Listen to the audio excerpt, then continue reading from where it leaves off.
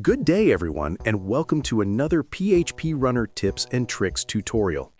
In today's video, I'll show you how to create a great-looking gauge chart. A special thank you to Sergey Kornilov for sharing this technique with us during one of the Dev Club webinars. If you'd like to join the Dev Club, you'll find a link in the description below. Okay, here I have the starting page of our project. In this tutorial, I'll show you how to create a gauge chart using an existing database. I'm going to start by creating a new project called Gauge Chart. Next, I'll connect to an already existing database. Once connected, you'll see there's a table called Budget, and that's the only table we'll need for this demonstration. I'll select the Budget table and click Create Chart.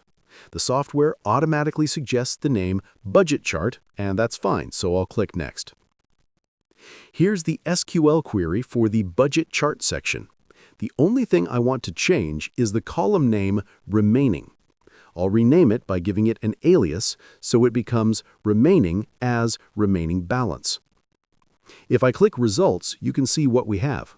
4 records ranging from 2022 to 2025, each showing the starting balance and remaining balance. That's perfect. We don't need to modify anything else in the query. Now I'll move on to the chart options.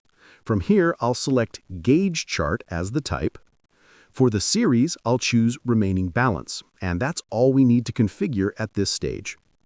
Everything related to the chart's style and series customization will be done later in JavaScript, which I'll demonstrate shortly. Click Next, and we'll keep all other settings as they are. In the Search and Filter settings, I'm going to remove all fields except for Year. This way, the search panel will only allow filtering by year, which makes sense for this chart. Click OK, and you'll see that the year field is now selected.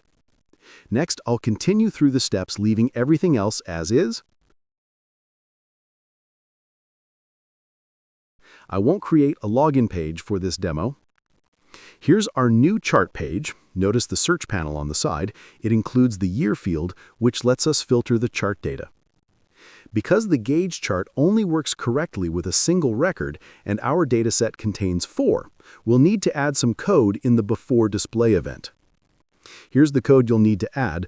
I'll zoom in a bit so that non-members can pause the screen and type it out manually if they'd like to. If you're a member, even at the $1 level, you can simply copy this code from the Community Hub application. Here's what that PHP code does, step by step, in plain English. The code checks if a year was chosen. If not, it finds the latest year in the database, or defaults to the current year. Then it loads the starting value for that year and makes it available to the page for display or further processing. Next, let's open the JavaScript Modified Chart section. This is where all the styling happens. A big thank you to Sergey from our Dev Club for sharing this JavaScript code. It's what makes this chart look so great. I'll paste the code here. It's a bit longer, roughly 100 lines, but not too bad.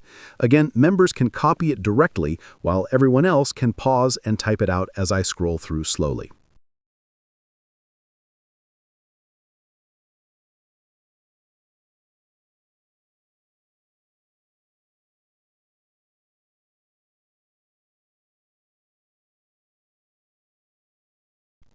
Now, let's build the project and view it in the browser.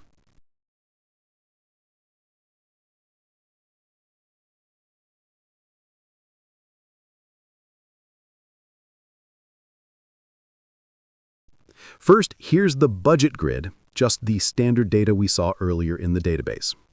Now, let's switch to the chart view. And here it is, a really nice-looking gauge chart. All of the styling you see here comes from that JavaScript we just added. Let's test the chart using the search panel. If I select the year 2022 and click Search, the chart updates instantly to show the 2022 record. Try it with 2023, 2024, or 2025. Each year updates the chart with its respective data. For example, in 2025, we've used 18,000 from a total of 30,000, and that's reflected right here on the gauge. And that's it. We've successfully created and styled a dynamic gauge chart using PHPRunner and JavaScript. If you found this quick tutorial helpful, please give it a like and subscribe to the channel.